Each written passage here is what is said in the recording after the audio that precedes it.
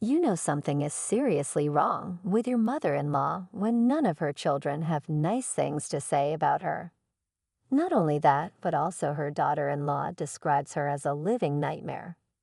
That is my mother-in-law for you. It wasn't just her, it was her and almost her entire friend circle. I, Stella, had the glorious opportunity to end their toxic behavior. Let me tell you how. My husband, Dmitri, and I became a couple in college. We were in the same class and bonded over the fact that we both knew Russian. While he was an actual Russian, I had simply learned it as a hobby. I am multilingual in many languages. Dmitri was extremely impressed by my skills, and we developed a good relationship pretty soon. By the end of 2 months, I knew I wanted to be with this man. Trust me, my husband is one of a kind. Soon, we began to date. When we crossed a few years and graduated, Dmitri decided to give me a little warning about his mother, Pauline. Our relationship was progressing excellently, and plans of marriage were in the air. So he decided to give me a heads up. He said, "Stella, since we have been discussing marriage, I think you need to know my family a bit. Why don't we meet up with them? It would be fun. I'm excited to finally meet them." Our dinner in Dominic and Natasha from our graduation. I don't know why your mom never came. She is like that, Stella. This is why I think I should warn you. My mom is not the best out there. It's not like she was abusive or something. It's just that she doesn't care about us. She's pretty self-obsessed and always has been. I'm afraid she will offend you. Really? How bad can it be? Maybe you are overthinking this. I'll be fine. No, Stella, you don't understand. She's not a very good person. She has been nasty towards Natasha as well. I guess she feels threatened when a woman joins her family. She's used to being the matriarch. Me and Dominic are still in contact because she depends on us, and we can't abandon our mom. Back then, I sort of didn't believe Pauline could be so bad. Dmitri did tell me a lot of stuff about his mom.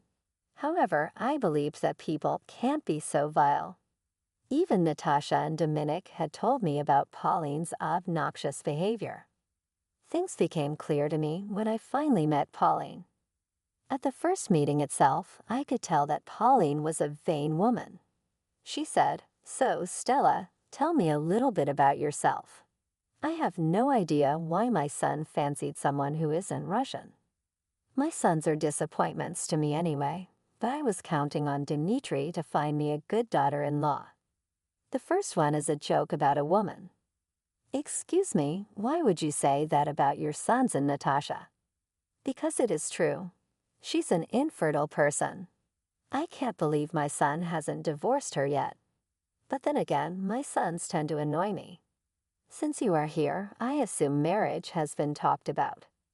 We are planning to get engaged, Mom. It won't be long. So I have to put up with this stupid girl for the rest of my life. Good to know. Is this meeting done yet? I have a spa date with my friends." This woman was shocking. She met me for the first time and didn't show any respect towards me and her own family. It was ridiculous. What's even more shocking is the fact that her sons are providing for her while she goes away and spends her money. Despite this, she kept calling them disappointments. I immediately knew that having a relationship with Pauline would be a disaster. When Dmitri finally proposed to me, I did voice my concerns. I said, "Dmitri, I don't have a good feeling about Pauline. She is a vile woman. I'm sorry to say this, but your mom is the worst. How can you still have a relationship with her?" "I can't help it, Stella. She's my mom and my only parent. If I don't take care of her, she would have no one. I was hoping she would eventually change her ways." "I'm not very sure about that, Dmitri. Honestly, I don't even want to be around her. I'm worried she would be a bad presence in our lives." "Don't worry, Stella. If she tried anything with you, I won't tolerate it. I know my boundaries." I trusted his words. Dmitri did love me a lot, and I was sure he would protect me if necessary. However, after our wedding, Pauline's presence still became a huge problem.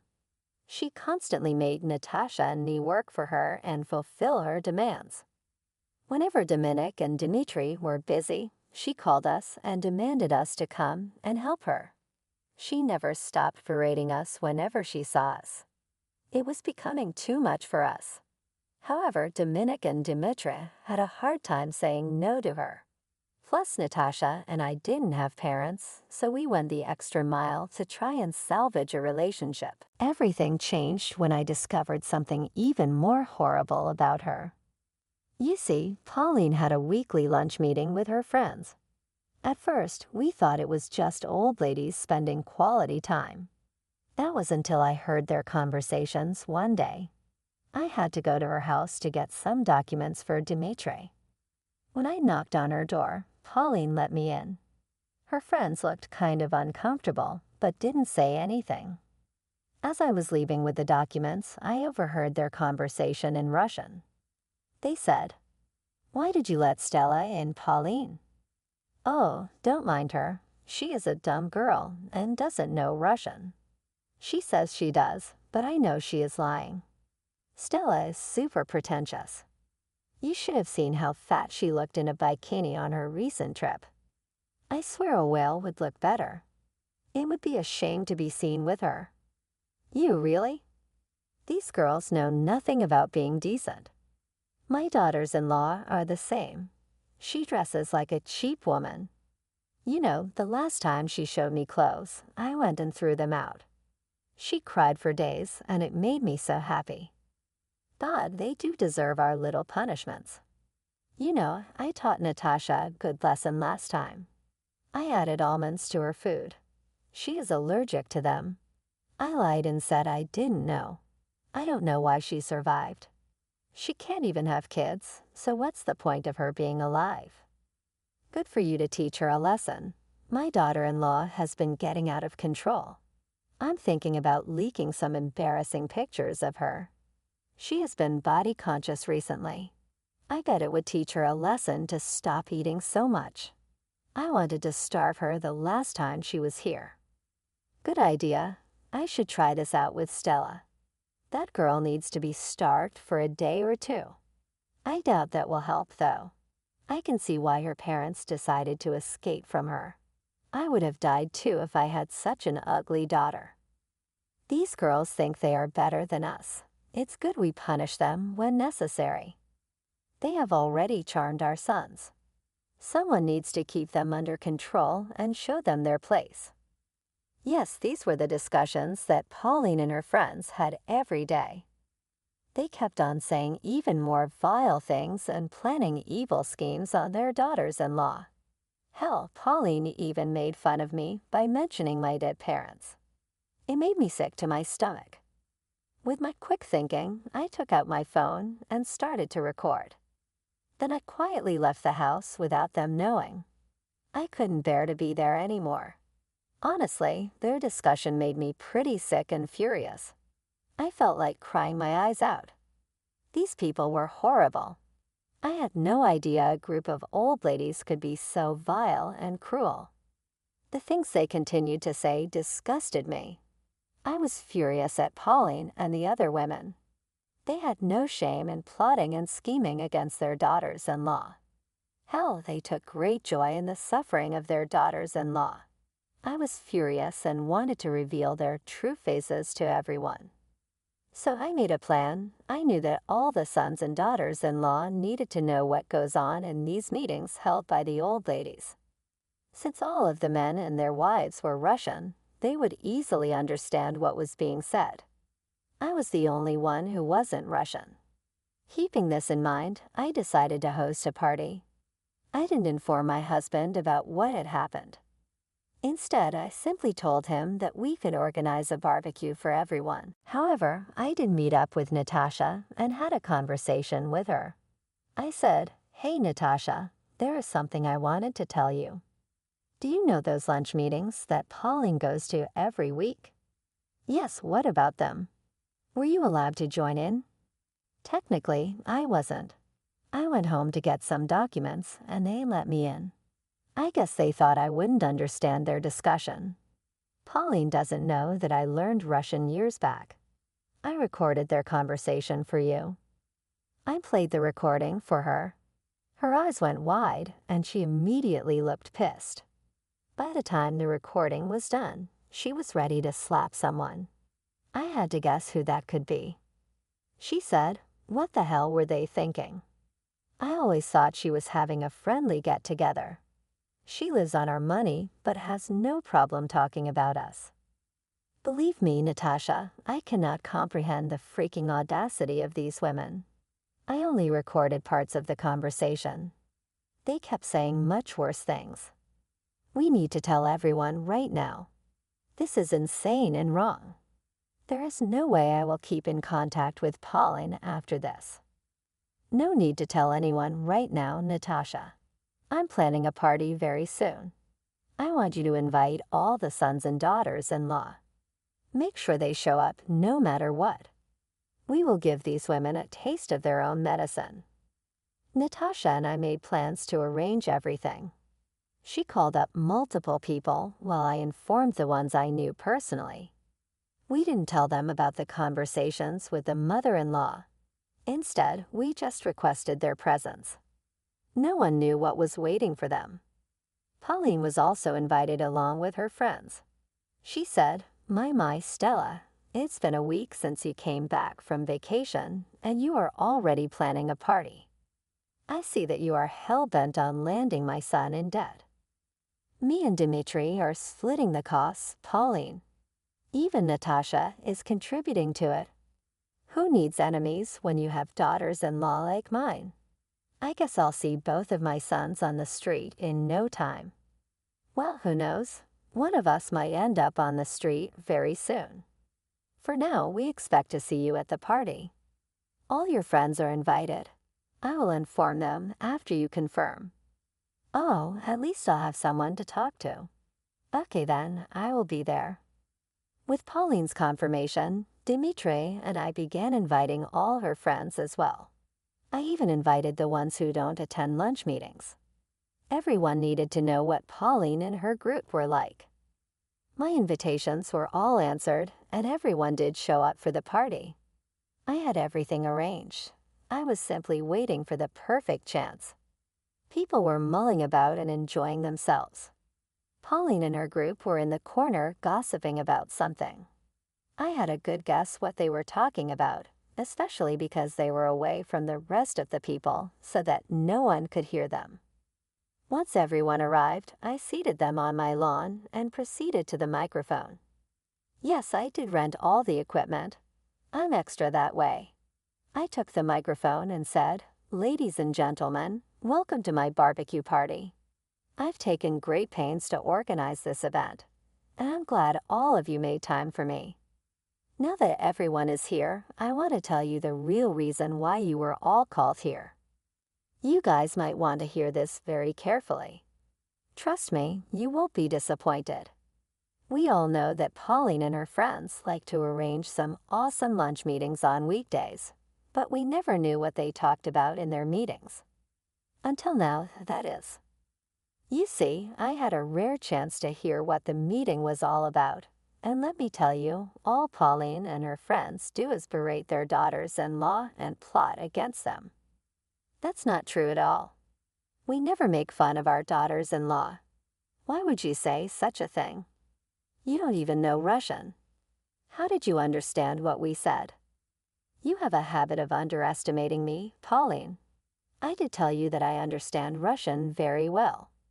You always thought I was bluffing. Well, spoiler alert, I wasn't bluffing at all. That is impossible. You are talking about us and insulting us. You have no proof of your horrible claims. Well, I do have proof of your nasty activities, Pauline. People, I'm going to play a beautiful recording of Pauline and her group talking at their lunch meeting. You can hear it and decide for yourself. With that, I switched on my phone and played the recording on the microphone. The entire atmosphere changed in a few minutes. From having curious eyes, my guests quickly switched to being extremely mad and ready to blow up. The things that the mothers-in-law said in the recordings were awful. I lived over to Dimitri and Dominic, and both of them looked freaking mad. When the recording ended, everyone freaked out. All the sons and daughters-in-law verbally lashed out at their mothers. Even Dominic and Dimitri berated Pauline. They said, "What the hell is this, Mom? Are you freaking out of your mind? This is what you do with your friends at my house." "Dimitri, listen to me, son. This is all a trap. I had no idea Stella speaks or understands Russian. This was all a setup. Please believe me. This is one of the most ridiculous things I've heard today. Everyone knows Stella speaks Russian. You are the one who refused to believe her and mocked her for it. Stella responded by making me out to be a monster. I'm not like this, son. I was just venting to my friends. Stella has no right airing our dirty laundry like this. How dare you try to justify your behavior? You told everyone about the issues we go through. You were the one who started this. What is wrong with you? You have some nerve making fun of us, Pauline. I don't know why I even put up with you. How the hell did you think it was okay to make fun of my infertility like that? You even body shamed Stella and talked about her," Dimitri continued, his anger palpable. Pauline was busy trying to explain her side to her sons. Meanwhile, every mother-in-law was getting cornered by their sons and being berated by their daughters-in-law. It was a fiasco, but all these vile women deserved it. Dominic and Dimitri would not listen to what Pauline was saying. They said, "I'm not going to forget or forgive what you have done. We have put up with your freaking behavior long enough. I'm going to stand up for my wife and protect her. We are done with you, Mom. Don't bother showing your face again.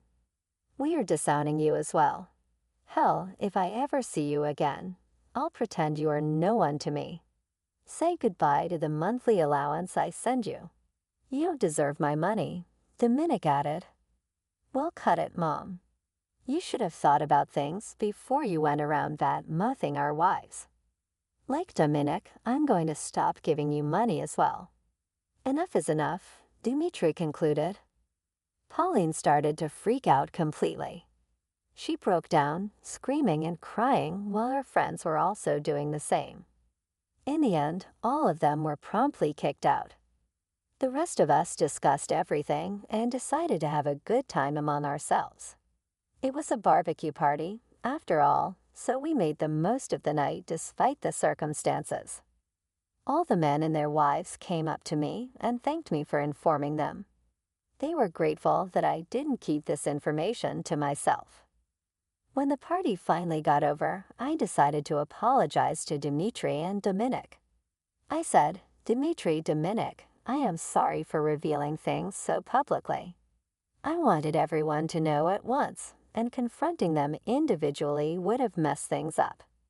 I didn't want to give them time to cook up something." "No, Stella, you don't have to apologize. We already know why you guys didn't come up to us first. To be honest, Dominic and I were in denial when you and Natasha complained about Mom.